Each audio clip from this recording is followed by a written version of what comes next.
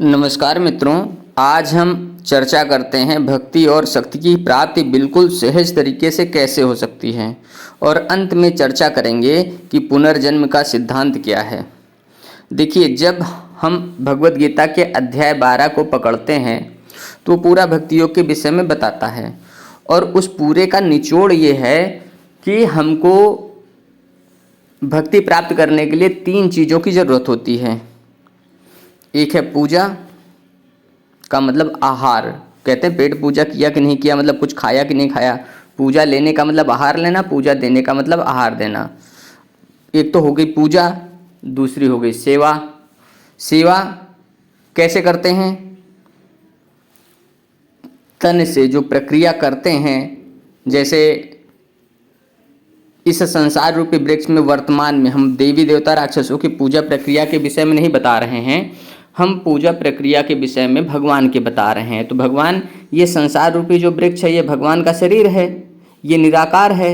और जो वर्तमान में जितने भी देहधारी हैं, जलचर थलचर नपचर किसी भी योनि के, मतलब मछली मगरमच्छ चींटी हाथी कुत्ता बिल्ली मनुष्य पशु पक्षी जितने भी हैं, ये सब जितने भी देहधारी हैं, ये सब वर्तमान में साकार रूप में भगवान के स्थित हैं। ये सब वर्तमान में साकार रूप में हैं। और जो देवी देवता राक्षस छाया योनियों में फंसे हुए जीव हैं, ये जब देहधारी थे तब साकार रूप में थे। लेकिन यहाँ पर लोग इस तरह से अज्ञानता में फंस गए हैं इन देवी देवता राक्षसों के जाल में कि सही बात से उनको भटका दिया गया है। जगत मिथ्या बताया जाता है। अगर ये जगत मिथ्या है तो देवी देवता राक्षस बड़े ज्ञानी ध्यानी तपस्वी थे और यहाँ से मुक्ति पा गए तपस्या करके भक्ति करके, तो फिर यहाँ काहे के लिए आते हैं? काहे बड़े भाग मानुष तन पावा सूर्य दुर्लभ सदग्रंथन गावा। देवता काहे तरसते हैं मनुष्य तन में आने के लिए हैं? तो कुल मिलाकर के जो देवी देवता राक्षसों का छल कपटी का जाल है, वर्तमान समय के जीवों को अपनी योन में घसीट करके फिर उसके बाद उनको पितर बना करके उनकी आगे की पीढ़ियों को फंसाने के लिए यही क्रम चल रहा है देवी देवता राक्षसों का। वो चाहे किसी भी जाति धर्म के हों, मर गए तो मुर्दा हो गए, वो साकार रूप में नहीं हैं, वो मिट्टी हैं, प्रेत हैं। अब वो देवता योन में गए हैं कि पितर योन में गए हैं ये अलग बात हो गई, लेकिन है तो वो प्रेत ही ना। चाहे वो देवता योनि के प्रेत हो, चाहे वो पितर योनि के प्रेत हों। पितर योन में वर्ण गोत्र जाति धर्म के तमाम पितर हैं जो पितर योनियों के बनाए गए हैं, और देवता योनियों में जैसे देवता राक्षस दोनों एक ही प्रजाति हैं, अलग अलग नहीं है। इस भेद से तो आप बिल्कुल मुक्त हो जाइए।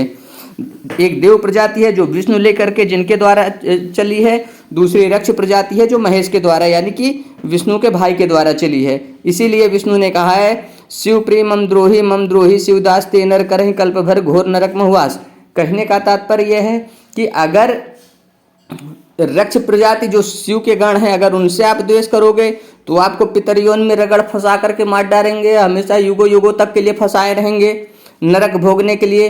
पितर योनि नरक की योनि है और देवता योनि स्वर्ग की सुख भोगने की योनि है। तो कुल मिलाकर के यही है। और जो ये 5 तात्विक जगत है, पंचभूतों का जगत है, पंचभूत कहा जाता है इनको। भूत शब्द को प्रेत से जोड़ करके बिल्कुल डरावना बना दिया गया ताकि लोग इससे डरें और जगत मिथ्या माने। तो यहाँ से मोह माया से सबसे बुद्धि फेर करके हटा करके श्रद्धा लगाओ, प्रेम भक्ति इस दुनिया से, इस दुनिया के जीवों लोगों से हटा करके उसके बाद यहाँ से बिल्कुल विरक्त करके फिर देवी देवता राक्षस अपनी छाया योनियों में घसीट लेते हैं। यही क्रम है देवी देवता राक्षसों का। तो देवी देवता राक्षसों से की भक्ति से आप हमेशा उन्हीं की योनियों में जाएंगे, क्योंकि सिद्धांत है कि जो जिसको पूजता है उसी के लोक को जाता है। देवव्रतान यान्ति देवान, अध्याय 9 श्लोक 25 में देवव्रतान यान्ति देवान, जो देवताओं को पूजते हैं वो देवताओं की प्राप्ति करते हैं।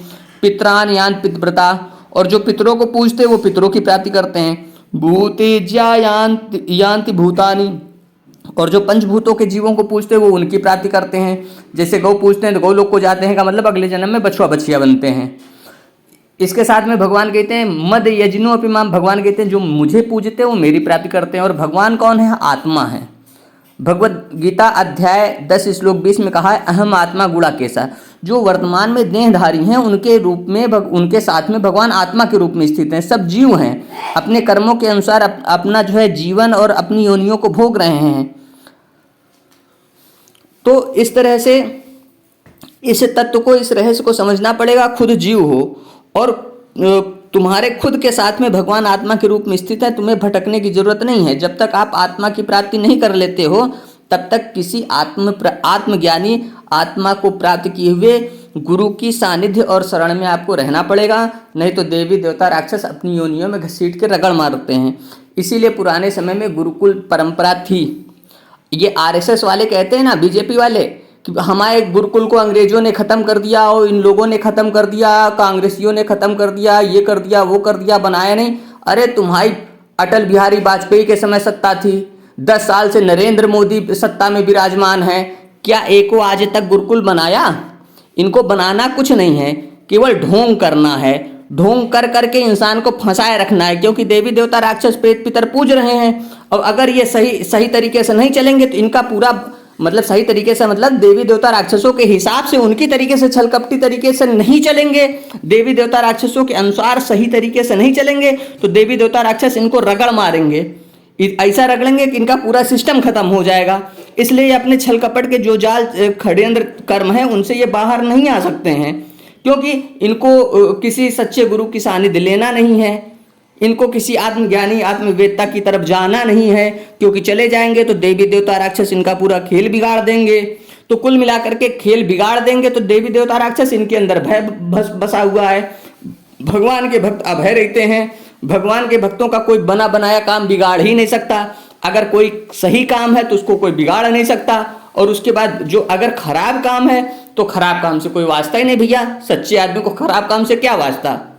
तो कुल मिलाकर के जितना जाल छल प्रपंच है, इससे बाहर निकलने पर, देवी देवता राक्षस प्रेत पितर को त्यागने पर ही आप जब पंचभूतों के जीवों के प्रति श्रद्धा रखोगे तो उनकी योनि में आपका जन्म होगा। जब मानवता पर चलोगे तो अगला तन मनुष्य का मिलेगा।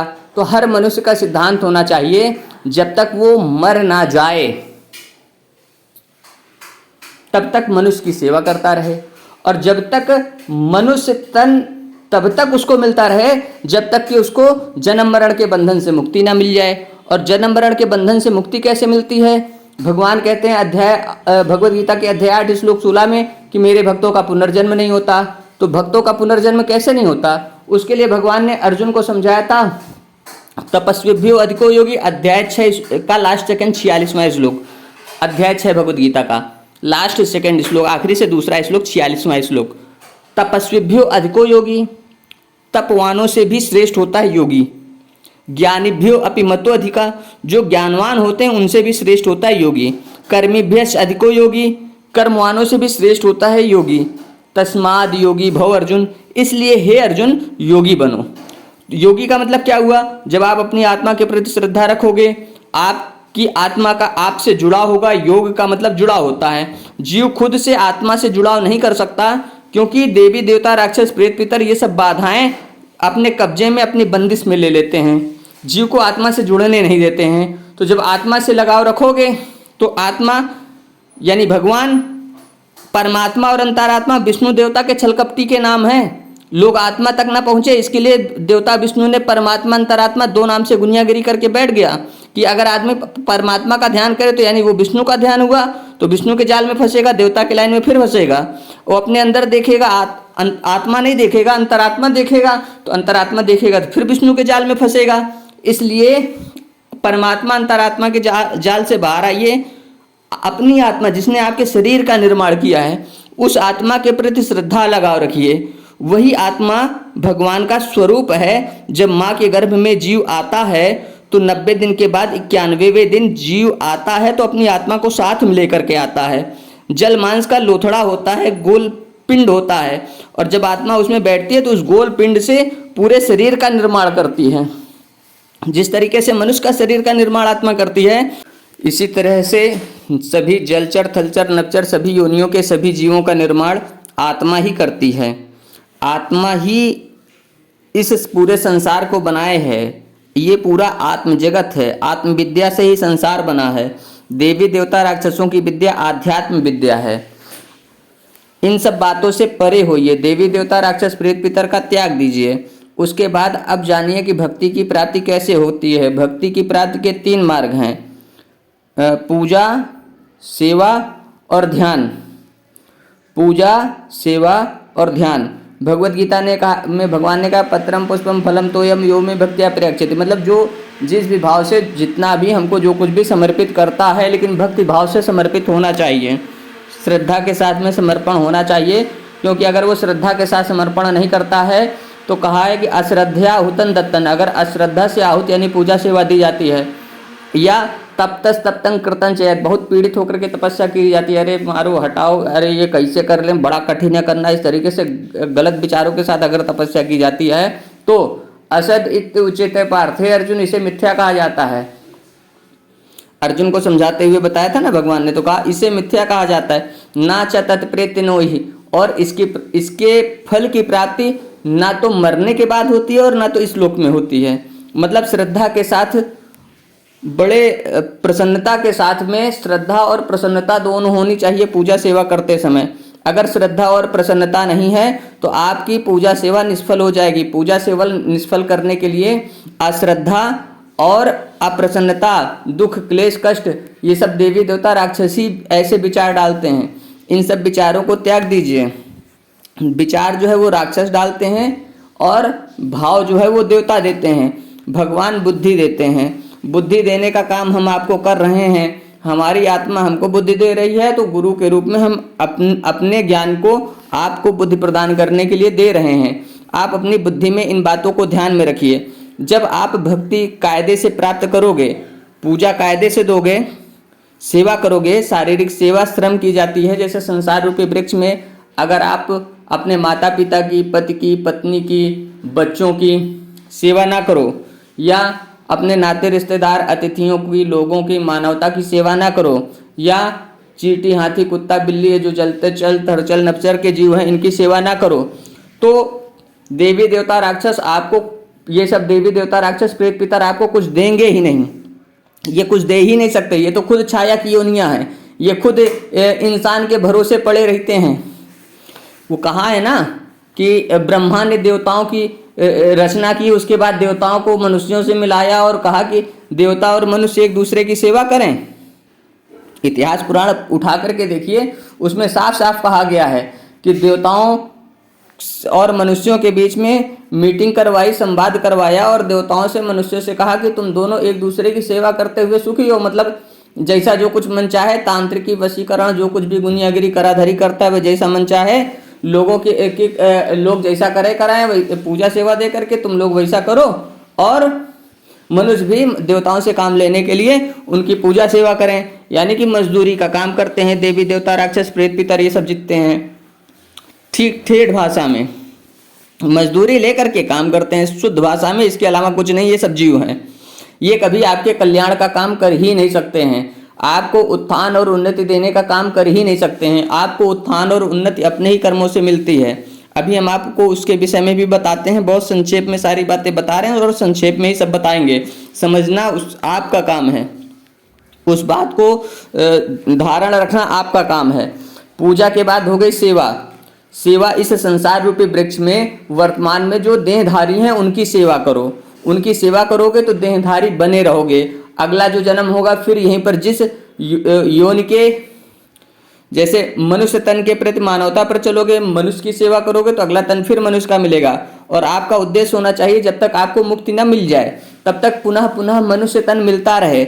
इसी उद्देश्य से पहले भी लोग चलते थे और इसी कारण से पहले भी जनसंख्या बहुत ज़्यादा बढ़ जाती थी। तो पहले जैसे आज सैकड़ों करोड़ में लोग रहते हैं, ऐसे पहले सैकड़ों अरब में लोग रहते थे। तो मुक्ति प्राप्त करने का मार्ग कोई साधु संत ऋषि मुनि तपस्वी महात्मा नहीं बना पाया। देवी देवता राक्षसों के चंगुल में फंसने के नाते वो भटकता रह गया। इसके साथ में उन्हीं की योनियों में भी फंस गया। दुष्ट राजा महाराजाओं ने लोगों के कल्याण के मार्ग बनाने के लिए देवताओं से नहीं कहा, चूंकि देवता जिसकी सवारी करते हैं उसको अपने हिसाब से उसकी बुद्धि फेर के लेके चलते हैं। वही आज भी हो रहा है। आज जितना समाज में धूर्तता छलकपती है वो पितरों के नाते हो रहा है। देवता पीछे दब गए हैं, पितर सबके आगे चल रहे हैं। पितरे जो है देवी देवता बन के घूम रहे हैं। इसीलिए जैनी लोगों से अगर आप संपर्क करोगे तो वो जो देवी देवता वर्तमान में सब चल रहे हैं लोगों के आगे, वो उनके संपर्क में नहीं आते हैं। वो कहते हैं ये सब देवी देवताओं के जो मेन है उनके ये सहचर हैं, मेन तक ये लोग पहुंचने नहीं देते। इसलिए उनके साधु संत ऋषियों मुनियों ने उनको अपना मार्ग बताया हुआ, इसलिए वो अपने मार्ग से चलते हैं और अपने तीर्थंकरों वगैरह को पूजते। तो तीर्थंकर वगैरह भी तो मिट्टी बन गए ना, मुक्ति थोड़े ना पाए। जो मोक्ष पा जाता है, मुक्ति पा जाता है, वो आत्मवत हो जाता है, आत्मा की तरह हो जाता है। जब जीव आत्मा से जुड़ता है, आत्मा कृपा करके जुड़ती है। भगवत गीता अध्याय 12 श्लोक 7 में भगवान ने कहा कि अपने भक्तों को मृत्यु रूपी संसार सागर से मुक्ति मैं देता हूं। तो मृत्यु रूपी संसार सागर के जीव यही सब देवी देवता राक्षस प्रेत पितर हैं। इनसे जब भगवान मुक्ति दे देते हैं, उसके बाद जीव के साथ योग कर लेते हैं, तो जीव हो जाता है जीवात्मा, तब वो कहलाता है योगी। इसी बात के लिए अर्जुन से कहा था कि योगी बनो, तपस्विभ्यो अधिको योगी, ज्ञानिभ्यो अपि मतो अधिका, कर्मिभ्यो अधिको योगी, तस्माद योगी भव अर्जुन। भगवत गीता अध्याय 6 श्लोक 46 यानी लास्ट सेकंड श्लोक कि तपवानों से, कर्मवानों से, ज्ञानवानों से श्रेष्ठ योगी होता है। इसलिए हे अर्जुन योगी बनो। तो योगी बनने के लिए भगवान पर समर्पित होना पड़ेगा, देवी देवता राक्षस प्रेत पितर त्यागना पड़ेगा। जब देवी देवता राक्षस प्रेत पितर त्याग दोगे तब भगवान की कृपा प्राप्त होगी, तब भगवान योग करेंगे, तब योगी बनोगे। और जब योगी बन जाओगे तो योगी का काम क्या होता है, भगवत गीता अध्याय 6 श्लोक 1 में ही बता दिया था उन्होंने कि अनाश्रितः कर्म फलम, कर्म के फल पर आश्रित नहीं होता। कार्यं कर्म करोति यः, और जो करने योग्य कर्म है उसे करता है। सह सन्यासी च योगी च, वही सन्यासी और योगी होता है। न चान्य अग्नि न चा क्रिया, अग्नि का और गृह का त्याग करने वाला नहीं। कि अग्नि का त्याग कर दिया कि हम किसी का छुआ नहीं खाएंगे, जो कि सबके शरीर में अग्नि है, हम किसी का छुआ नहीं खाएंगे, अपना खुद पकाएंगे, बनाएंगे, खाएंगे, या कच्चा खाएंगे, बिल्कुल से अग्नि का त्याग कर दिया तो पता चला पत्ती, फल, फूल, इस तरह से प्राकृतिक अवस्था की वस्तुओं को खा रहे हैं, कच्चा अनाज खा रहे हैं, अनाज अंकुरित करके खा रहे हैं, भिगो के खा रहे हैं, पका के नहीं खा रहे हैं। तो अब उन अनाजों में, उन पदार्थों, उन वस्तुओं में अग्नि नहीं है। तो ये देवी देवता राक्षस प्रेत पितर बुद्धि फेर देते हैं, उसी हिसाब से लोग चलने लगते हैं, पूरा ज्ञान होने नहीं देते कि उन पदार्थों, उन वस्तुओं में भी अग्नि है। तो कुल मिलाकर के अग्नि का त्याग करने वाला और गृह का त्याग करने वाला की अपनी जिम्मेदारी छोड़ करके, त्याग करके बहुत बड़े साधु महात्मा बन गए और लय माला जप किए पड़े हैं, जो है हिमालय, कंदरा, गुफा सब जगह घूम रहे हैं, सब जगह विचरण कर रहे हैं, घर द्वार जिम्मेदारी सब छोड़ दिया, त्याग दिया। तो ये जो संसार रूपी वृक्ष है, इसमें जो गृहस्थ परंपरा है ये सर्वश्रेष्ठ है। इसीलिए श्रेष्ठ है क्योंकि ये वंश परंपरा को जागृत रखती है और ये इस संसार की आगे की प्रक्रिया को बढ़ाती रहती है। इसलिए गृहस्थ आश्रम खुद में योगी होने की अवस्था का आश्रम है। अपनी जिम्मेदारियों का निर्वहन करिए, जो भी करने योग्य कर्म है उसको करिए, उसके कर्मफल पर आश्रित न करिए रहिए। जैसे हम ये वीडियो बना रहे हैं लोगों को ज्ञान देने के लिए, मर्म का ज्ञान देने के लिए, गुप्त ज्ञान देने के लिए, भक्ति और शक्ति को प्राप्त करने का ज्ञान देने के लिए, लेकिन हम इस पर आश्रित नहीं है कि इसका फल क्या होगा, इसका रिजल्ट क्या होगा, कितने लोग ज्ञान पाएंगे, कितने लोग नहीं पाएंगे, कितने लोग इस वीडियो को शेयर करेंगे, कितने लोग इस वीडियो को नहीं शेयर करेंगे, हमारा ज्ञान कहाँ तक पहुँचेगा, इससे सबसे कोई मतलब नहीं। जब लोगों के साथ आत्मा जगने लगेगी, वो अपने आत्मबल पर आश्रित होने लगेंगे, वो अपनी आत्मा पर आश्रित होने लगेंगे, तो आदमी आत्महत्या नहीं करेगा। जब लोग आत्मबल से हीन हो जाते हैं, हीन कुंठाग्रसित हो जाते हैं, तब आत्महत्या कर लेते हैं। जब उनके अंदर राक्षसी प्रवृत्ति, दूसरे जीव बढ़ जाते हैं, मल्टीपल पर्सनालिटी डिसऑर्डर हो जाता है, वो अपने आपे में नहीं रहते, वो संतुलित नहीं रहते, वो क्रोध में आ जाते हैं, लड़ाई झगड़े करने लगते हैं, मारापीटी करने लगते हैं, हत्याएं करने लगते हैं, दंगे फसाद में शामिल हो जाते हैं, खड्यनकारी कर्म करने लगते हैं। तो ये सब मल्टीपल पर्सनालिटी डिसऑर्डर के कारण होता है, क्योंकि व्यक्ति का अपना जीव दूसरे जीवों के चंगुल में फंस जाता है। इस तरह की बीमारी, समस्याओं को, समाज से अंधभक्ति और दिक्कतों को, उनसे सबसे समाज को उबारने के लिए आपकी नैतिक जिम्मेदारी बनती है इस वीडियो को शेयर करना। अगर आप इस वीडियो को शेयर करते हो तो ये आपका करने योग्य कर्म है।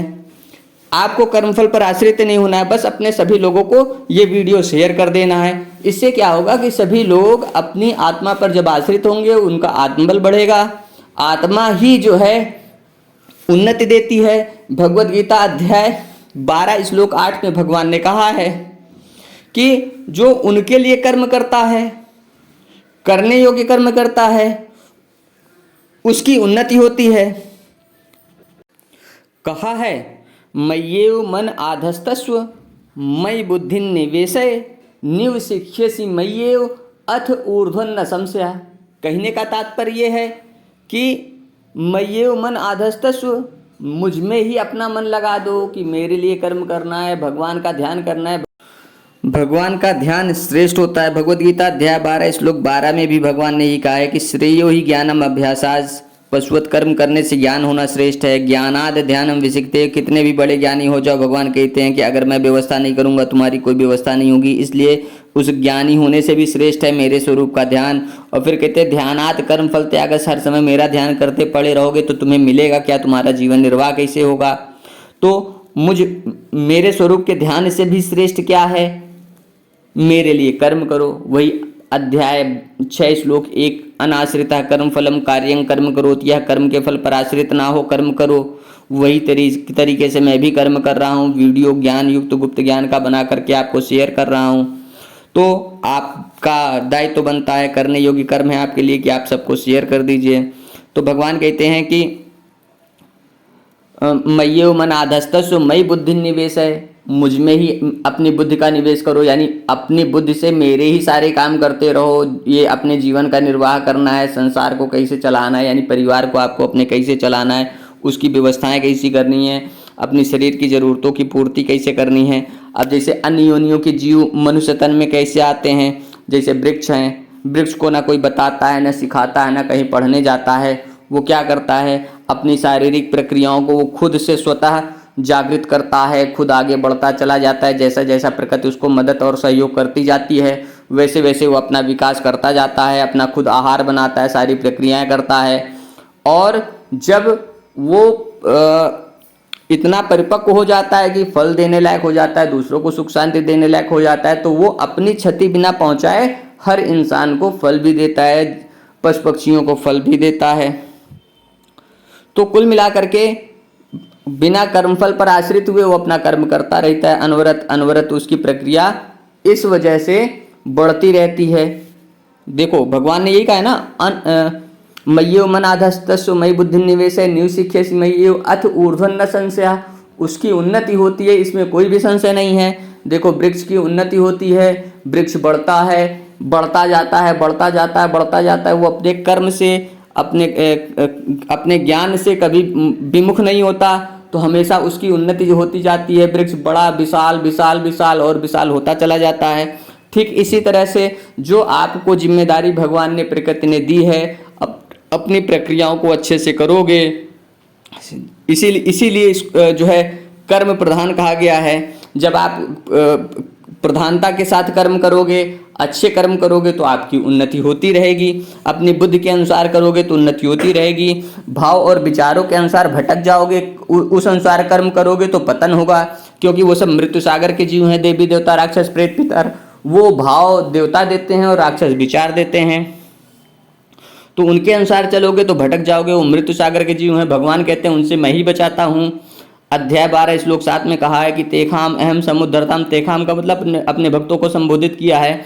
समुद्धरताम मृत्यु संसार सागरात, मृत्यु रूपी संसार सागर से अपने भक्तों का उद्धार मैं ही करता हूँ, भगवान कहते हैं। तो मृत्यु रूपी संसार सागर कहाँ है दुनिया में?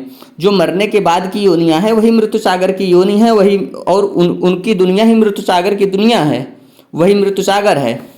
तो इस वजह से उनसे बचिए, तभी आप समस्याओं से बच सकते हैं। क्योंकि आप आपके अपने करने योग्य कर्म को करते हुए जो कुछ भी प्राप्त होना है आपको प्राप्त होना है। आप की बुद्धि फेर करके वो बताएंगे कि उन्होंने आपको दिया है, उन्होंने किया है।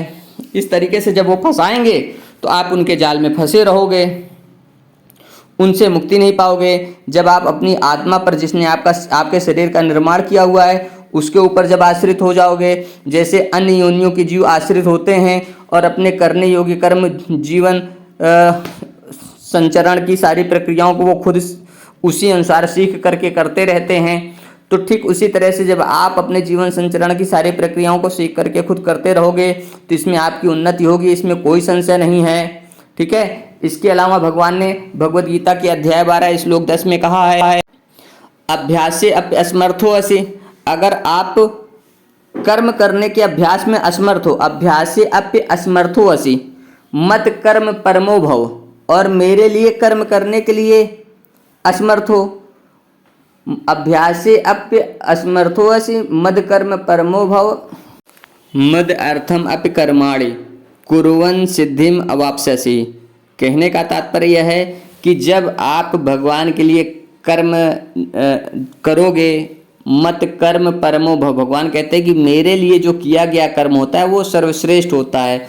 जब आप मेरे लिए कर्म करोगे तो तुम्हें कार्यों में सफलता मिलेगी ही मिलेगी।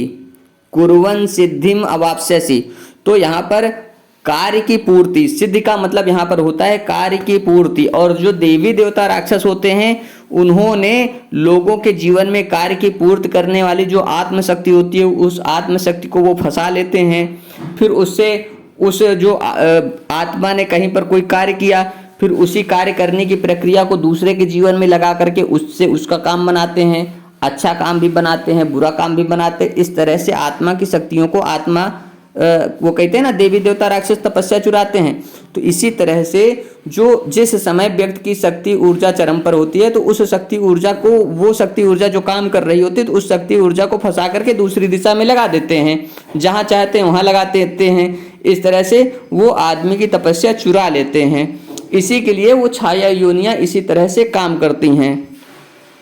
तो अपनी तपस्या कोई चुरा ना सके, इसके लिए अपने आत्मा पर आश्रित होइए कि आपकी आत्मा आपकी तपस्या का संरक्षण करेगी, और कि कोई भी देवी देवता राक्षस प्रेत पितर कोई भी जाना अनजाना आपकी तपस्या को नहीं चुरा पाएगा, आपकी तपस्या को नहीं चुरा सकता है।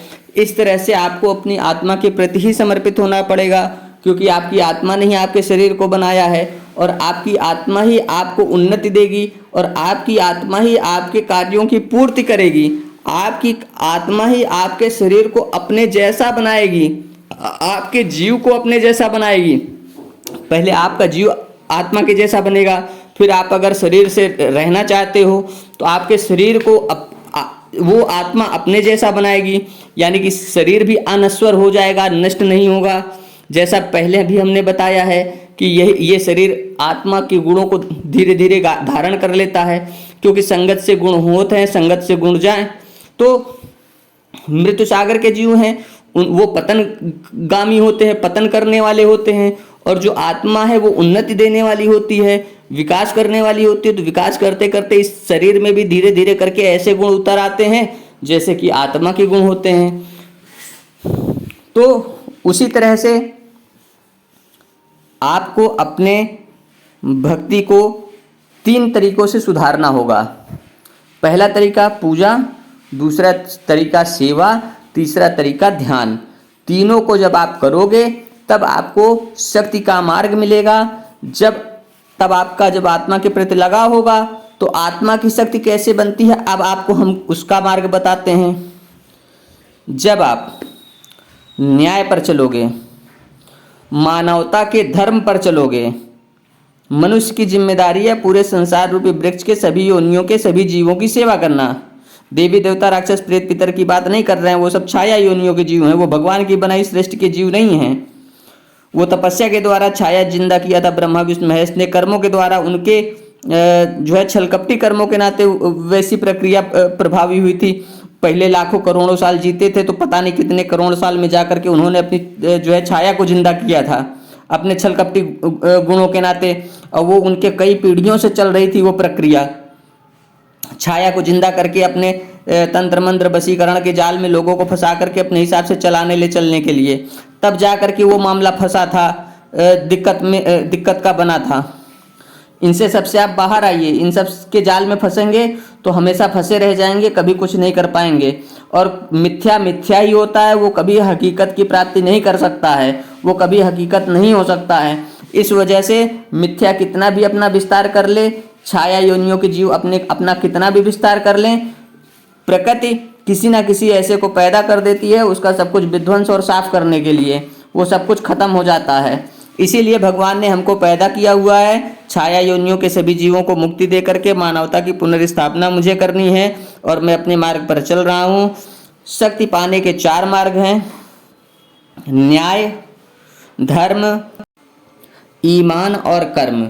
यानी कि न्याय, धर्म और ईमान और कर्म, इन चारों चीज़ों पर जब आप चलोगे तब आप की जो शक्ति है वो आपकी आत्मा की शक्ति, वो आपको करने योग्य कर्म का ज्ञान देगी और जन्म जन्मांतर के लेने देने को, कर्ज को, ऋण को मुक्ति दिला करके आपको जन्म मरण का के बंधन से मुक्ति दिलाने के लिए अपने जैसा आपके जीव को आत्मा बना देगी, आपकी ही आत्मा।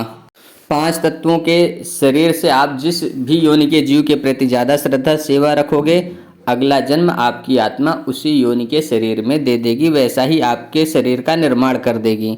लेकिन देवी देवता राक्षस प्रेत पितर योनियों में जाने पर आपकी आत्मा आपका साथ छोड़ देती है, केवल आपका जीव ही छाया योनियों में फंसता है। यही रहस्य है, तभी देवी देवता राक्षस प्रेत पितर भी मनुष्य तन को पाने के लिए तरसते हैं ताकि आत्मा की शक्तियों का शोषण करें।